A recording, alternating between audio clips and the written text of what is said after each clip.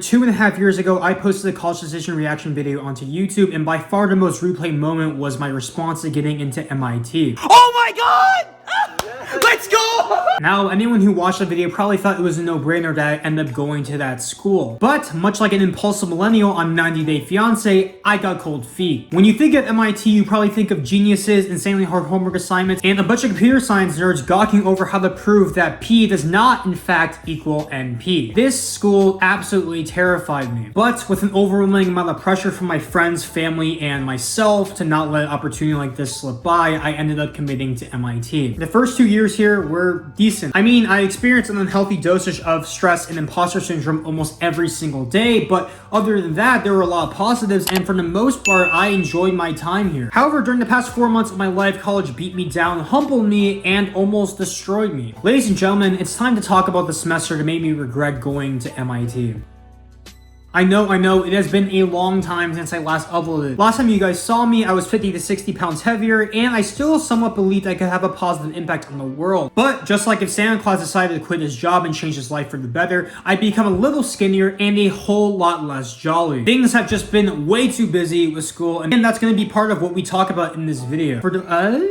Hi. Did you hear much of that? For those of you who don't know me, blah, blah, blah, blah. For those of you who don't know me, my name is Joseph, and I'm a junior at MIT studying CS, Econ, and Business Analytics. On the subject of academics, let's start there because I'm sure that's the main thing people think of when they hear the phrase MIT. I took the worst class and the hardest class of my MIT career during this semester, and the funny thing is, those were not the same class. Let's start off with one of the most infamous classes at MIT, at least among the student body, 61220, or its old course number 6046. This class is what other schools would probably call a GPA tanker class. I'll put some screenshots of my exam scores on the screen for you guys. This class destroys people's psychology, their morale. It just makes them wonder why the hell they're going into computer science in the first place. It's crazy. The averages on the tests are about 50% to 60%, and in order to get an A in the course, you need to get an average of like an 80% on the test. So basically impossible. And this is the type of class where if you try to do the homework assignments by yourself, you will not be able to do them. I'm telling you, if you locked me in a room with nothing at all, no food, no water, and you told me the only way I could escape the room is by solving a problem set in that course by myself, I'm probably dying. Like, there's actually no way I'm going to be able to get all the questions right on the problem set without any help. The problems are so hard, they pass the threshold of like inducing critical thinking. Because when you have someone who's trying as hard as they can, like me, to do the problems by themselves, how do you expect them to be willing to spend hours on end doing this problem when really almost everyone else is just going to office hours or to figure out what the question is? You're wasting the student's time by basically having these impossible problems. You're also wasting the teacher assistant's time. You really think that TA's, ideal weekend is to sit there in office hours and just go over problem sets with like hundreds of people during the weekend? Like, do you really think that was something that was necessary for the course to be successful? I don't think so. You look at the solutions for the problem sets in this course, and it says words like trivially, or it should be obvious that, and it just feels so demeaning. This is a problem that you spent hours on. You still got, like 30% off on the problem. I wonder if they ever stop to think, like, what if the solution isn't actually trivial to the person that they're talking to? That is literally bottling up imposter syndrome, putting it into a sealed container, and shoving it up my ass. I think looking back, 6046 solidified the idea in my head that MIT ruined any possibility that I would go into CS. Even my freshman year, I thought there would be a good chance that I'd become like a software engineer at like a big tech company. Like, that's everyone's dream job now, is to go to Facebook, Apple, Amazon, Netflix, Google, and become a software engineer. And that's a great cushy lifestyle. You just sit there on your computer, you take your computer, you type some fucking code or whatever in Python or C or whatever the fuck the languages are called. But I think from this point on, I have been genuinely so traumatized by MIT computer science, I don't think I'll ever be able to do it as a job. Almost every single one of my friends wants to go into computer science and they want to be a software engineer. When I tell them I don't find computer science enjoyable, they look at me as if I'm some sort of like fucking alien. 50% of the people here do computer science. And when you realize that you're not the type of person who likes computer science, you're the bad guy. You're the rotten egg. You're the fucking guy who looks at FANG's SWE job and they're like, oh, I don't want to do that. And then everyone looks at you like you're crazy. And you know what? Maybe I am crazy. Maybe I am crazy for not sucking it up and not just doing coding even though I don't enjoy it. Probably am. It's just a little bit crazy for not wanting to do that. You guys ever get to know a girl or guy, if that's what you're into, and you think to yourself, oh my God, this girl's a 10. She's so smart. She's so pretty. She's so... what am I saying? This girl's a 10. She's so smart. She's so funny. She's gorgeous. And, you know, things get serious. You commit to her and you realize she wasn't nearly all you cracked her up to be. Well, I don't because I've never been in a relationship. But anyway, MIT is basically that girl. Basically, anything that's like a 6 or above on MIT's rating scale is like a good course. Like you're gonna probably have a good time in it. Anything that's a 5 or below is a terrible course, most likely, and you should avoid it at all costs. And would you know it, MIT's 6046 course this semester was rated a 4.3 out of 7, which is absolutely terrible. And really meant that I should have avoided the class, again, at all costs, but unfortunately for one of my majors, it is a required course. So guess what? I had to take it. And it was not a good time. It was not a good time. But seriously, this next class made me really question why the fuck I'm paying $80,000 fucking dollars a semester to get an education at the school. I'm not gonna reveal the course number of this course because honestly, I'm about to go off on this one. What I will tell you is that's an econ course. It was an econ course that focused on sort of data analysis methods. That's all I'm gonna give you. Where do I start, man? I'll start off by showing you the course evaluation for this course. For a professor to get across the board, like basically all below 5 out of 7, that takes a lot. That's a lot. Like people at MIT are pretty generous with their ratings usually in terms of not being that harsh with the professors. The course basically focuses on like rudimentary data science methods in economics. So, like it's not that complex. It was really interesting to me, and that's what makes it incredible that this was the worst class I've taken at MIT. Logistically, it was a nightmare. It was an absolute nightmare, okay? We had a new professor this semester. Oh my goodness. It was a train wreck because this new professor basically got the lecture notes and the problem sets and the tests, I believe, from the previous professor and didn't change a single word. Let me tell you, it could not be more obvious that this was the case because in the middle of lectures, this professor, God bless his soul, okay, God bless his soul, he would pause almost every single lecture and have to basically read the lecture notes to himself in order to understand what's going on. He did not understand the lecture notes himself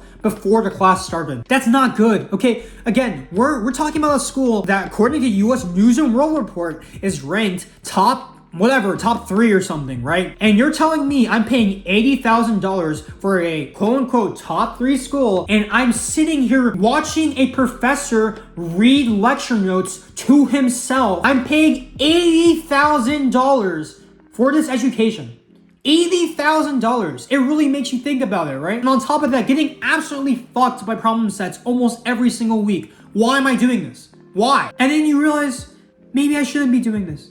Maybe this was a mistake. The professor announced at the beginning of the semester that recitations would be recorded, which is great, right? I was one of those people who had a conflict with that recitation time. So I was like, okay, great. I'm going to be able to watch recitations on my own time and not have to worry about missing out on material during class. I went back through my email. 7 out of 9 times, I had to email the professor and the TA in order to get them to upload the recitation that they said they would upload. 4 out of those 7 times, they didn't upload the recitation until more than a week after I emailed them. Like, how is that possible, man? How can I pay $80,000 for an education at a school that's ranked top 3 or something, whatever, top 3, top 5, whatever the fuck it's ranked? And most of the time, they don't even show me my education until a week later. What are we doing here? I ended up doing okay in the course. Like, it was okay in the end for me.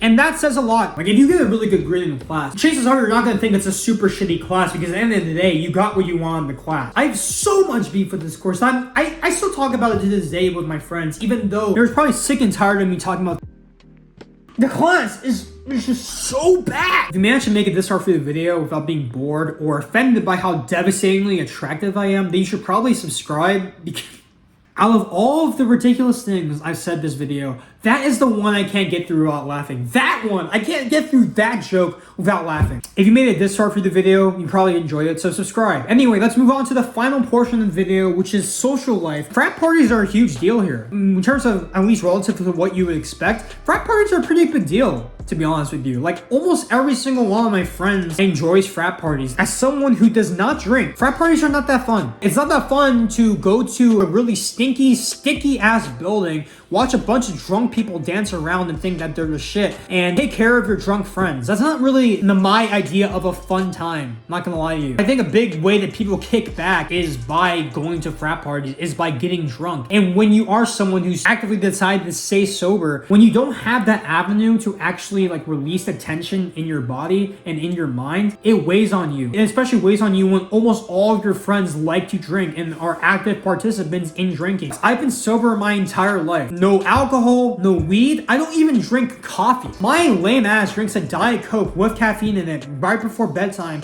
and it's like, oh shit, I'm gonna be buzzed before bed, aren't I? And as a result, when it comes down to it and people are trying to have fun, you're in a lose-lose situation. The only way to win is just not to go. If you go, you either have to decide to not be sober, which I'm not doing. I was already addicted to food for 19 years of my life. I don't need to do that again. I'm not getting addicted to something else. Or you have to basically sit there, be sober around a bunch of drunk people, and then take care of them while they're throwing up in the bathroom. No, I'm good. Okay, I'm good. The thing I like to joke about with my friends is that if all of us in our friend group were placed in a draft and they're like team captains selecting people in their friend group on their team to try to make the team with the highest IQ possible, I'm getting picked last. And it's not close. I'm pretty sure that every single person in my friend group will agree that I would be the last pick in that draft. I somehow went from being the high school loser to becoming the funny, dumb class clown in my friend group. That's absolutely crazy.